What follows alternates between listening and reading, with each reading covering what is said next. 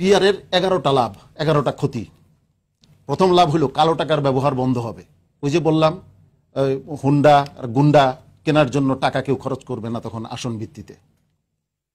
পেশি শক্তি এবং অস্ত্রের ব্যবহার বন্ধ হবে। কার ঠেকা পড়ছে যে সে নিজেই জানে না সে এমপি হবে কিনা, সে পেশি শক্তির ব্যবহার করবে না। জনগণ এটা চায় কালো টাকা এবং পেশি শক্তির ব্যবহার বন্ধ হোক।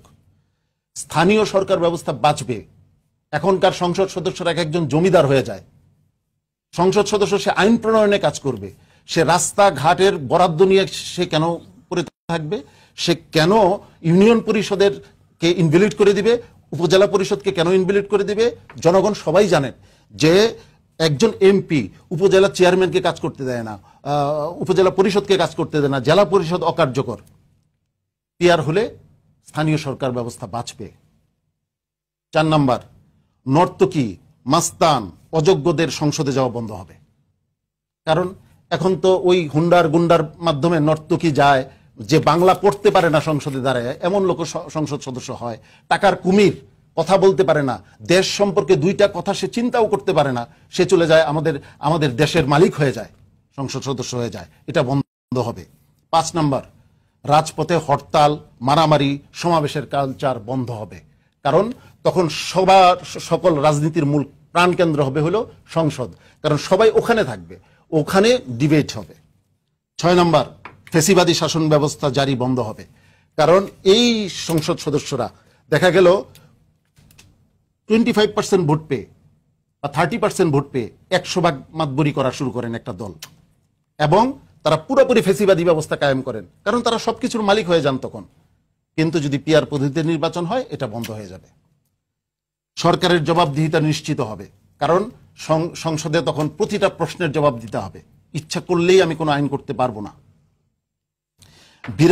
বিরাজনীতিকরণ বন্ধ হবে। কাম্যমানের নেতৃত্বের বিকাশ হবে।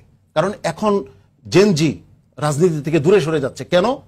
এই সমস্ত হুন্ডা গুন্ডাদের পাল্লায় সে তো তার জীবন ক্যারিয়ার নষ্ট করবে না, এই জন্য তারা রাজনীতি থেকে সরে যাচ্ছে। অতএব জেনজিকে ইয়েতে নিয়ে আসতে হবে, নেতৃত্বে নিয়ে আসতে হবে।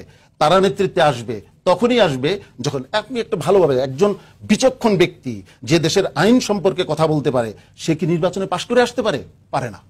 অতএব পিআর হলে তিনি পারবেন। তারপরে জোটের রাজনীতি বন্ধ হবে। কিন্তু জোটের রাজনীতি তো আপনারাও আগ্রহী। আমি শেষ করি।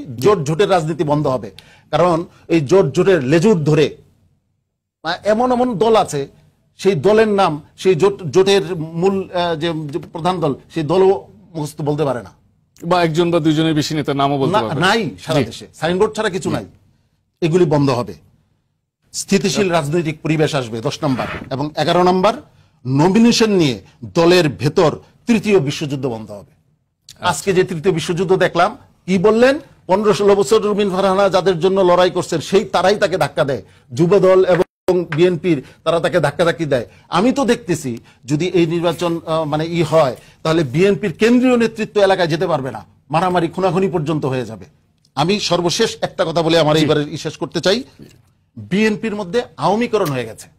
বিএনপির নেতৃবৃন্দ এখন আওয়ামী লীগের সুরে কথা বলে।